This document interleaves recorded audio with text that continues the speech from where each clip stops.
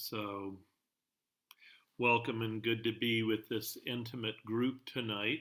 And I don't know where it came from, but as I was being asked in the moment to think of what the Dharma talk was going to be for tonight, there was a commercial that came into my mind.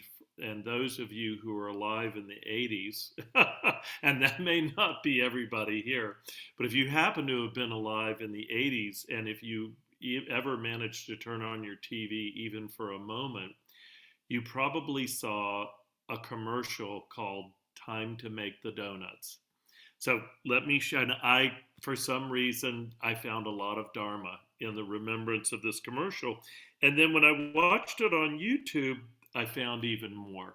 So that's the title of tonight's talk, Time to Make the Donuts. And we got a very low tech way of sharing this commercial with you. So I'm going to ask for your good sportishness.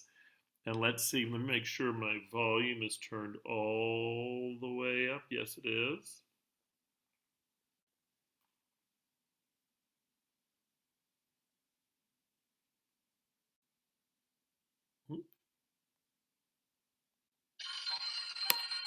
Time to make the donut. Donut is easy owning a Dunkin' Donuts. Make the donut. Because unlike most supermarkets, we make our donuts fresh day and night. The guys who make supermarket donuts are still in bed. Plain donuts aren't enough. Five kinds. Of course, when you make donuts this good, there is one reward. They taste so great. Good morning, folks. People buy an awful lot of them. So, how did that come through? Were you able to hear that? How was that, Marcia? All right, by golly, by hook or by crook, we could do it. Now, I'm sure that if we had somebody young enough, we would have been able to figure out how to play that right on YouTube off of one of our computers. But I'm afraid our brains are too creaky for that. But anyways, time to make the donuts, and be honest. Does your meditation practice or even your life sometimes feel like that guy waking up time to make the donuts? And the thing about Buddhism and meditation practice is that it doesn't have a particularly seductive message. As a matter of fact, the Buddha at the very beginning of his teaching said, I teach suffering. Now, have you seen the bumper stickers and t shirts saying, suffering sucks with a sitting Buddha on them? I mean, this is not about ascension or becoming a god or running away from your humanity. It's actually precisely your humanity itself that creates the possibility of freedom for you. This path is about meeting and cultivating the mud of our messy lives moment by moment in a way that actually makes a lotus blossom, a lotus flower.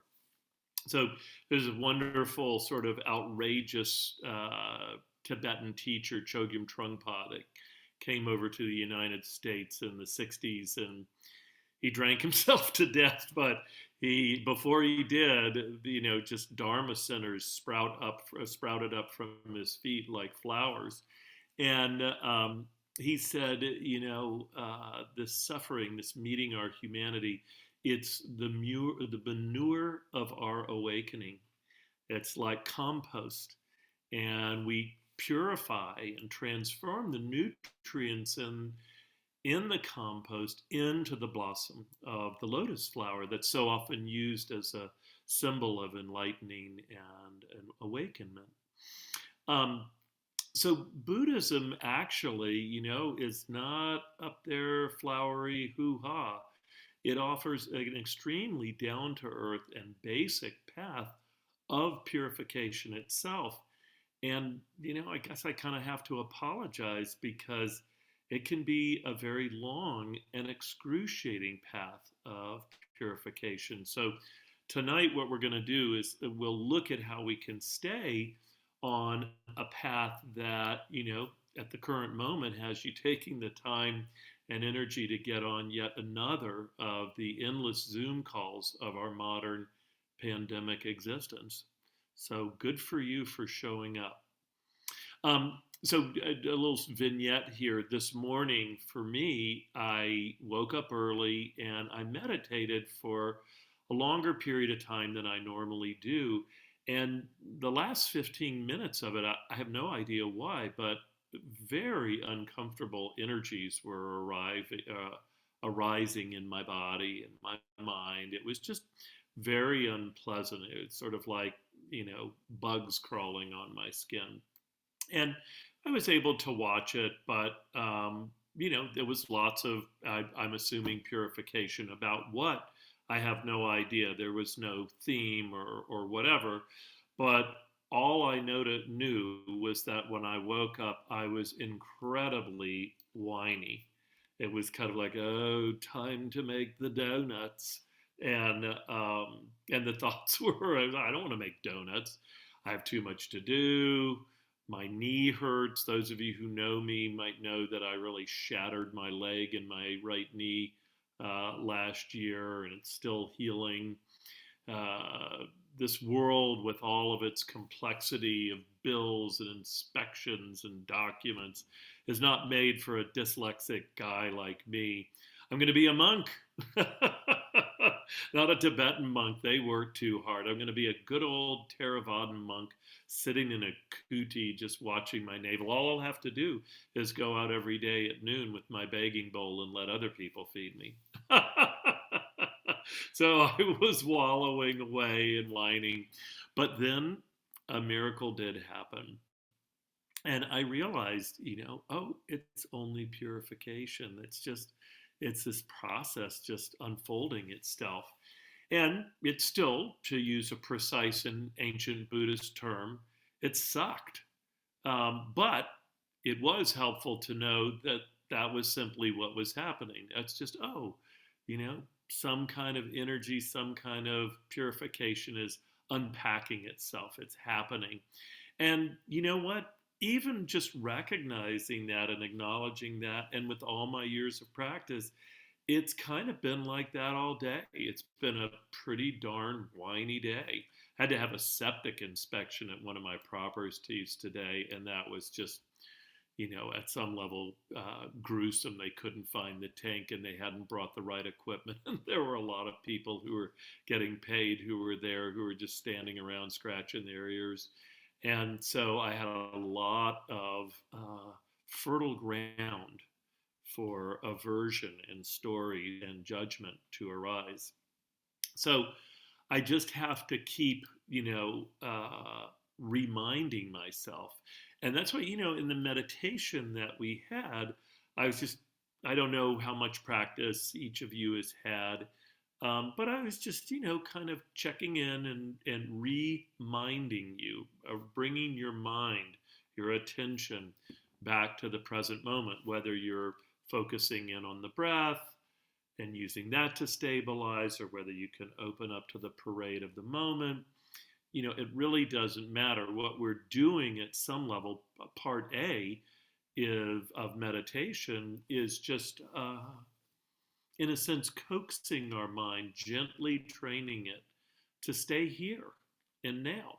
And it's a total victory to see it squirt off in some direction. What's it like to come back?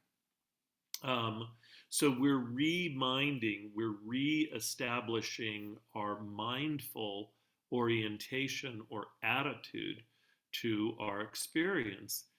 And it's so helpful when we actually can acknowledge and recognize, oh, this is suffering. It does get exhausting, but we're so used to slipping into a habitual orientation. So to take the energy to pull ourselves back out into that observational or mindful attitude or orientation, it takes effort. It can be sort of grinding at some level.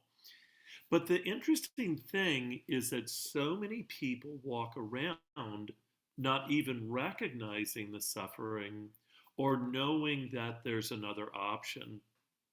it's sort of, it has to be like this. Anybody would be like this. We are, sort of imprisoned by and a victim of whatever arises in our minds. And that's not a really great way to go through life.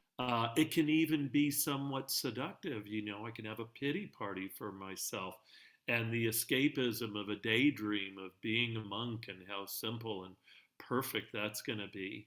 And what happens at the end of it is that it just makes it worse. It gets us tighter and tighter. They say that the pain that people experiences, nurses who work in hospitals really know this. 10% of the suffering that people have when they're injured is the actual pain of the injury itself. 90% of it is all the stories they tell. Oh, I'm so stupid that this happened and it's not going to get better and da da da da da. It just creates more contraction. It elevates the pain itself. It elevates the overall suffering and contraction in the mind. So there's the suffering that leads to more suffering, which is kind of when we don't recognize that we are suffering and then go on our habitual patterns, spinning stories of woe and agitation. But then there's the suffering that leads to freedom and the end of suffering. The Buddha actually taught, he said, I teach suffering and the end of suffering. So there's actually some good news there. Um, it's the attitude or the orientation that makes the difference. Mindfulness makes the difference. And as a matter of fact, mindfulness is often in its most basic form translated as remembering or reminding yourself. It means literally to put together, to put your attention back to the present moment, not to be lost in identification and stories about what's going on. So, the cool thing when we're observing things is that we're not lost in them. There's a basic and sort of default acceptance that mindfulness has of the suffering and what it feels like at the most basic level. Not of the stories, but feeling actually if it's suffering, the contractions, if it's wholesome and skillful and joyful. There's probably some expansiveness that's being felt. There's pleasant things that are being felt. Unwholesome emotions always have contraction associated with them or unpleasant sensations. We call emotions feelings because we feel them. They are made up of bodily sensations, like the clenching of an angry jaw, or we might, just these unpleasant, unwholesome, disturbing thought processes and patterns we can get lost in. So, especially though, when mindfulness, when this observational orientation is consistently used, we might notice it's like, oh, wait a second, you know what? Instead of hopping on that train and going down the woe is me, thing that just gets me all lost and depressed, it's like, oh, wow, I watched the woe is me thing arise, but I didn't hop on the train. My attention just kind of stayed open and not collapsed into that and identified with it. But by just being able to observe that, just the recognizing of it, the observing of it, the acknowledgement that going on that train is going to lead to more suffering, that in and of itself, there's nothing you have to do necessarily or figure out. It's just that orientation, it's just that attitude.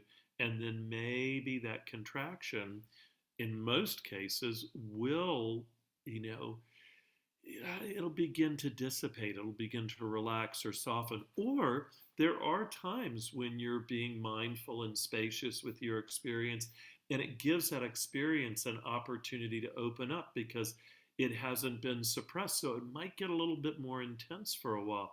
But as our practice goes, we know that that's not necessarily something that's wrong. That's just the experience unpacking itself.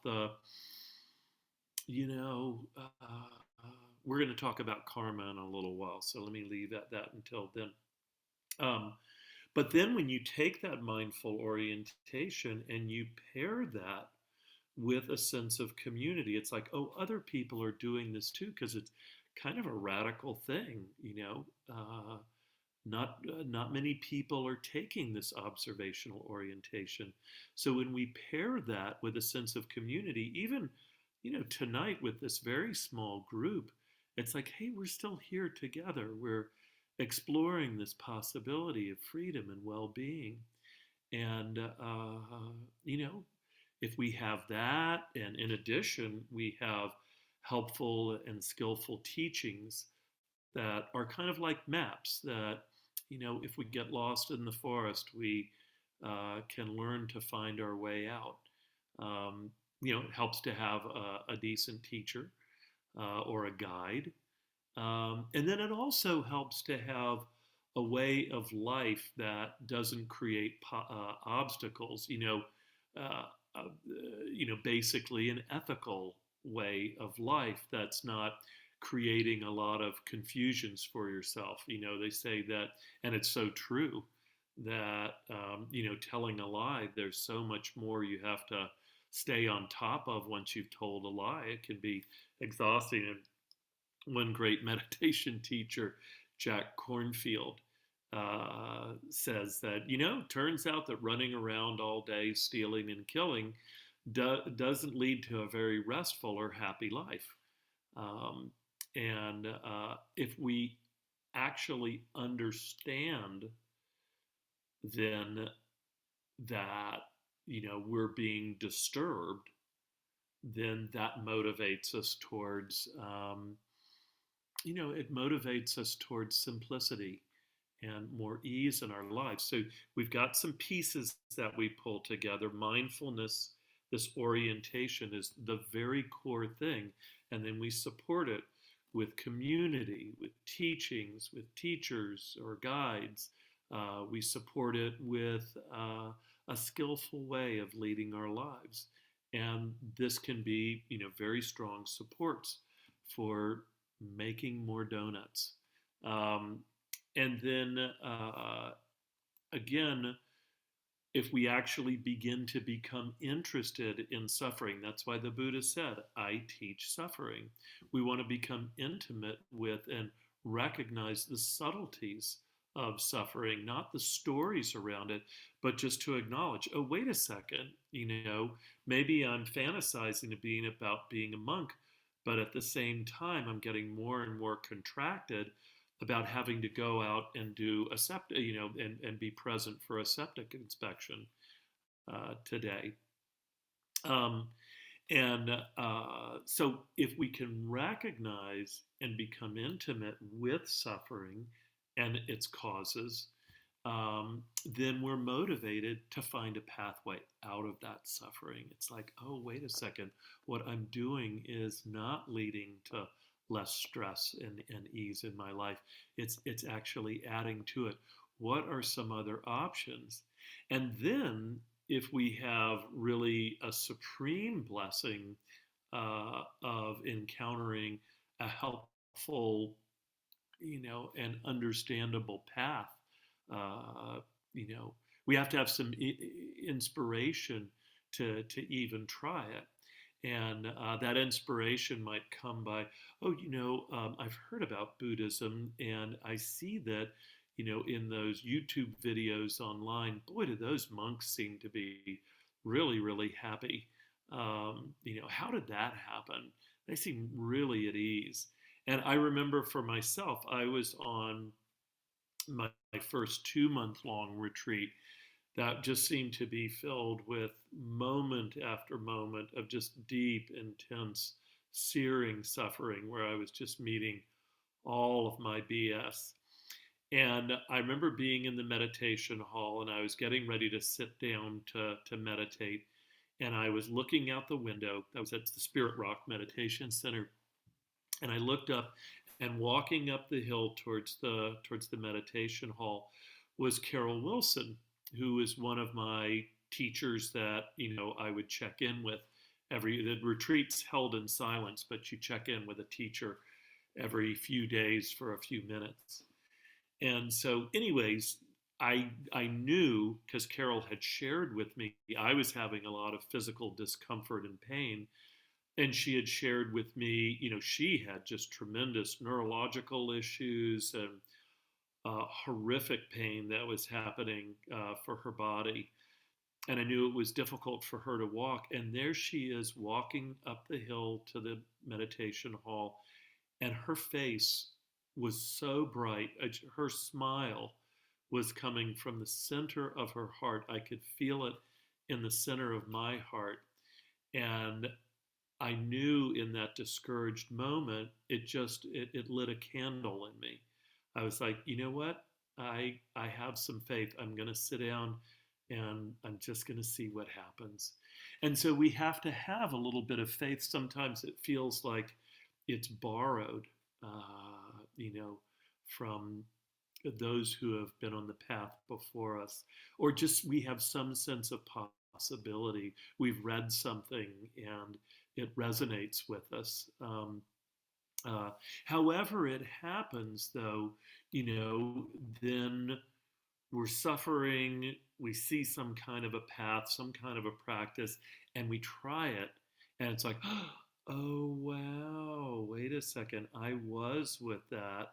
I was with that really challenging thing, and I didn't react or collapse into it, and it did go through its process, and it left, and or it dissipated, and in its dissipation there was a sense of calm and well-being, and wow, all right, that worked.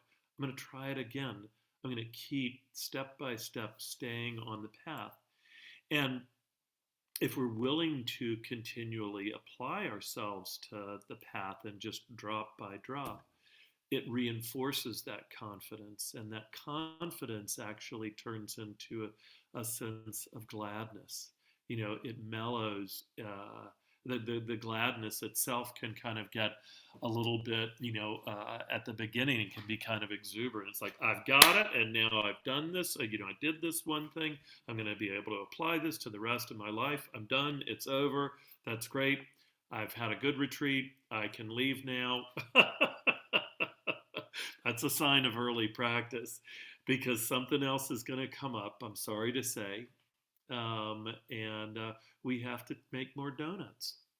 And so, but if we keep making the donuts, we just, and re-verifying that confidence, re-verifying that possibility, it sort of mellows and deepens into a more sublime happiness. And as we experience that sublime happiness, it's not so giddy. Uh, and if we really let that sink in, and if we stay connected with each other and the teachings, keep practicing, we begin to kind of stabilize in that mindful orientation.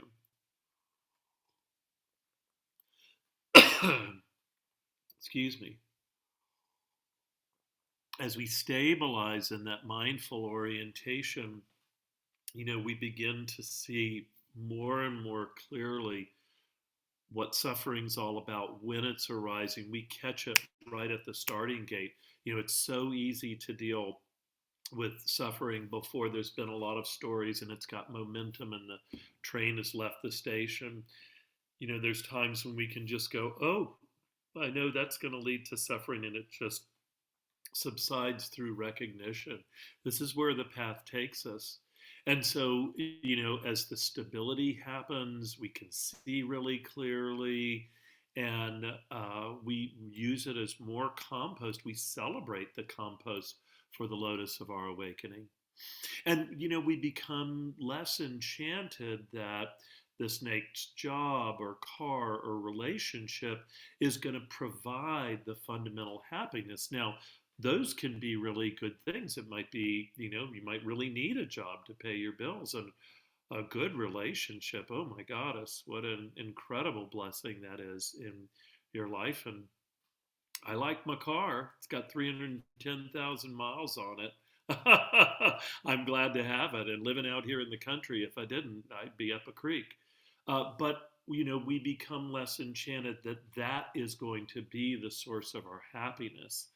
Um, yes, these things can be wonderful, but if we don't have a healthy relationship or orientation, then suffering or unskillful habits of our lives inevitably, wrecks our enjoyment of what we have. So when our stability and happiness and mindfulness have really actually become like defaults, then we are free. Our happiness actually becomes unconditional. It's not predicated on conditions themselves. And if we can acknowledge that and go, wow, we sink into it like getting into a perfect hot tub, we recognize our suffering has ended and we abide in the knowledge of its ending. This is actually liberation. And this can be the path of a life, or, in Buddhism, there's the idea of reincarnation, that we go through life after life after life. So it can be the path of a life or lifetimes, almost countless lifetimes. Uh, or you might see it happening to some degree in the space of a few minutes or a day. I mean, you may have, experienced in your own meditation practice just this capacity that you sink into some calm place, and it's like, maybe things arise, but there's such a clear seeing of them that there's a stability and sort of a self-contentment, a fullness in and of itself of just being present in the moment, that nothing else is needed. And so there's these glimpses of liberation. They can actually be, extended and profound experiences of liberation. It is possible that that can actually establish itself and never come back. You know, this is exhausting the karma. We've met so many suffering karmas that nothing really can disturb our equanimity, our equipoise, our balance. But for most of us, and certainly for me, my goddess, I mean, today was really an example. You know, we're going to get caught up again, have a little bit, and that can be really discouraging. It's like, but wait, I know what freedom is. How can it be so ephemeral? How can I get caught up again? And I'm sorry to say, but it's actually not up to us. It's just the way that things are. And so we get caught up again and again and again. And it's time to make the donuts. And we're back on that path of purification. And that can be discouraging. And it's like, what are we purifying? Well, we're purifying karma. And karma is basically just simply saying that our past actions, there's results of our actions that play out in a very, very, an almost infinite web that we can't really grok. One teacher, Amachi, who is this Hindu saint, they call her the hugging saint. I've had the profound good fortune to be in her presence numerous times.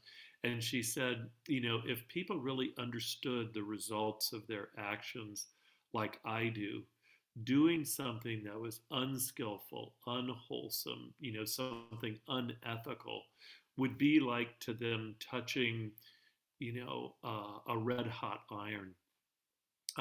They would just never do it because they know that whether it's now or later, it's going to lead to suffering and unhappiness in our lives. This is the law of karma, and it's not really the focus of this talk. What karma says is that skillful and helpful actions ultimately lead to happiness. It's like, when you've done something lovely for somebody and you reflect back on it, it's like, I'm so glad I did that. I'm so glad I was generous. I'm so glad that I didn't yell, or take something out on somebody else. I mean, I know there are so many times when I have regretted a reactive kind of thing that's come out of me. Um, so karma can unplay in both material and probably mostly for me, what I notice, internal ways. When I act in a helpful way, I tend to, experience more well-being and happiness and appreciation. So unskillful, harmful actions lead to unhappiness. And the Buddha said that the web of karma is so vast, it permeates the entire universe. If you try and figure it out, you'll go insane. It's an improbable. Um, so I shattered my right leg last year. Did I break my leg because of bad karma? Well, maybe, probably.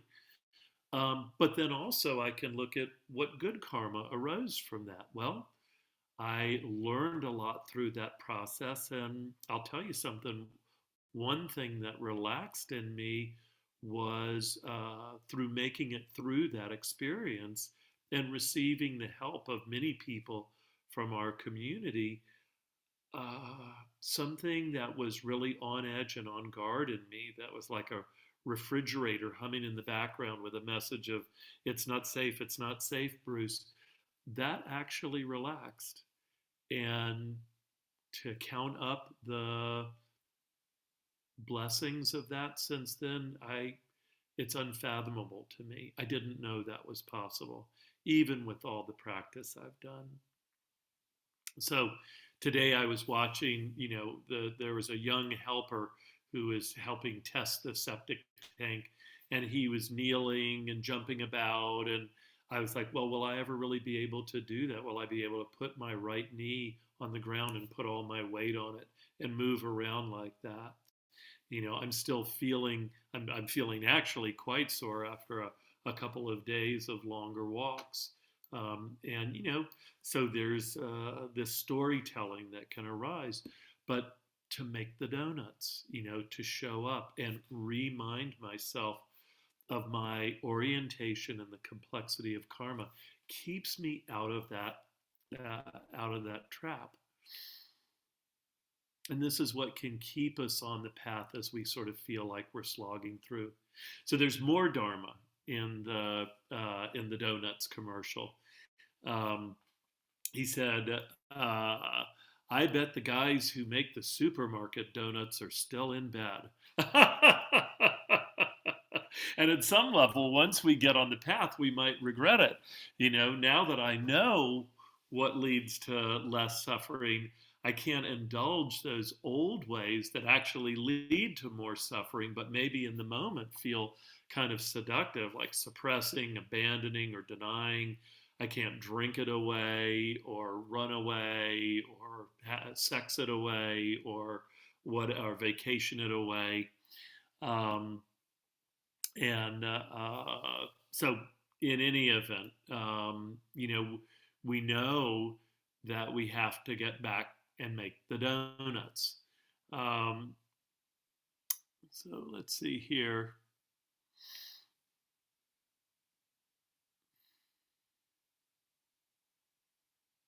So another moment of another Dharma moment that I just love is that, it's like there's five kinds of jelly. And then he sees that the guy is standing there asleep, who's the guy who's mixing up the jelly. And he slaps him in the face, and some flour goes flying off into the air. And as much as it can seem, well, that's awful. There are so many types of suffering. There's 5 million types of suffering, and it can be rather a rude slap in the face. But that rude slap sometimes can wake us up. Can wake us out of our complacency. Um, but the final and the ultimate Dharma teaching of that 30-second commercial is the joy that the donut maker has at the end when he gets to share the fruits of his labors. This being America, he sells a lot of donuts and makes a lot of money. that's that's one reward. But you can also see how his attitude changes. He's celebrating, and this is how we do it when we have to make donut after donut. So here's kind of the special sauce or the secret ingredient that I want to give you tonight about staying on this path, on this, you know, it's it can be an arduous path. It certainly is a long path, and it's not up to us, when it's over or when we really get to enjoy fruits of it.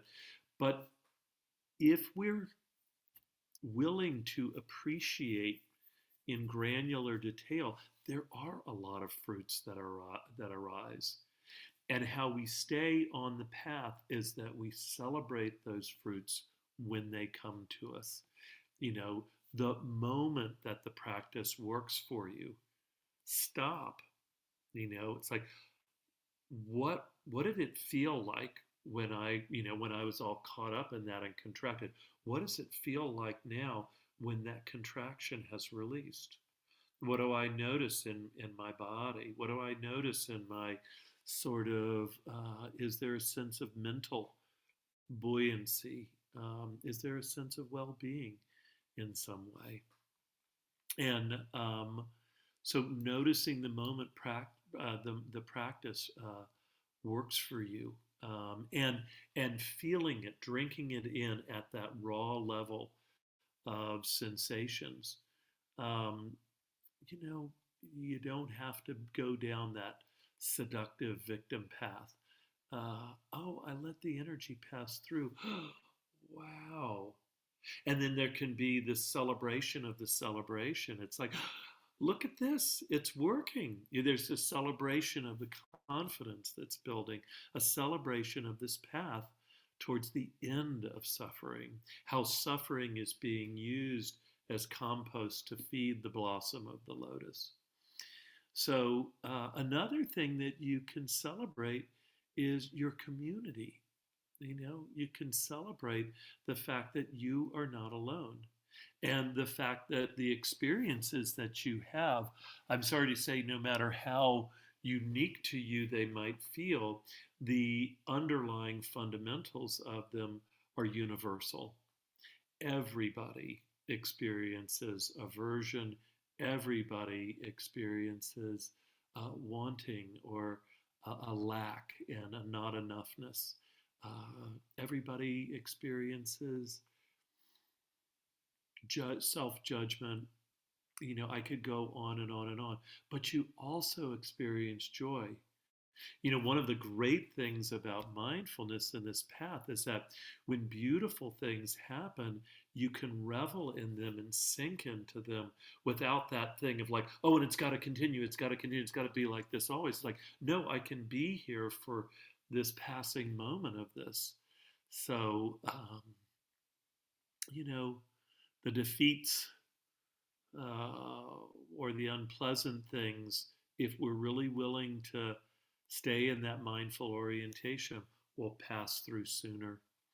And the joys will last longer. And community, acknowledging community, feeling that support is such a deep joy. You can celebrate the map itself. And if you meet a guide, a teacher that you really resonate with, you can celebrate the teacher. you know um, it's so wonderful. I was watching on YouTube the other day these Tibetan monks and their sort of extraordinary yogic practices that they do, and it was so sweet. And it was such a basic celebration of, look at what these folks are doing with this path. So each of these moments, each moment that you can celebrate is a precious gem that is cultivating a stability of orientation and this sort of healing mindful orientation that's allowing it to become your basic orientation, that so that it will become, with maturation and ripening, your your default orientation. And then while you're traveling this path, maybe you can help others because you can see more clearly. You've developed some things for yourself. Maybe you can help some of the folks around you. You know, you can. There's a wisdom that you're gaining. Just the fact of what you're doing, the stability and this equanimity, are gifts that you bring, whether you know, share anything with people or not. It's just that we need more stable, less reactive people in this world. I mean, think about it. Our world needs us so badly. So you can recognize that what you're doing is at whatever level important. It means it matters. It has an impact. So may this all be a source of inspiration. Um, and my most fervent wish is that simply you stay on the path. You keep making the donuts. So I guess I'll end with a few moments of metta practice, and then Marcia is going to have some announcements. I just want to share that tonight, any generosity you'd like to share is going to go to John Travis, our founding teacher, who is uh, making his own donuts with his health right now, and in such a beautiful moment by moment way. So just allowing yourself to get any more comfortable in your posture, really celebrating what you've done. You've been here however long. You've shown up to yet another Zoom call to give yourself a gift, to give yourself the gift of a practice that might help yourself. Recognize that in that there is an inherent love of yourself, a care of yourself.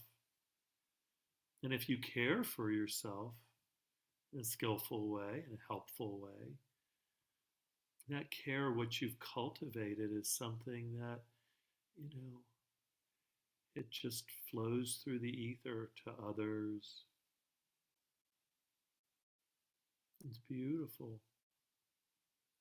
So, can we just really appreciate and celebrate ourselves, celebrate our showing up, celebrate the fact that we took time to make the donuts tonight? And can we celebrate that we did it together? And can we celebrate that there's this loving capacity that's a basic part of ourselves, that loves ourselves, that loves others, that, like the sun, is open. The sunlight, when it falls, it doesn't distinguish between this person or that person. It touches everything in its way. And this loving capacity that we have is, at its basic core, unconditional.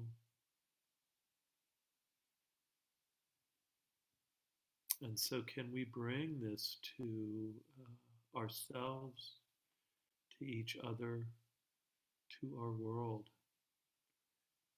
with this very, very basic wish that all beings everywhere of any kind, no matter what they're doing, that they might be happy, that they might know a skillful path, that they might heal.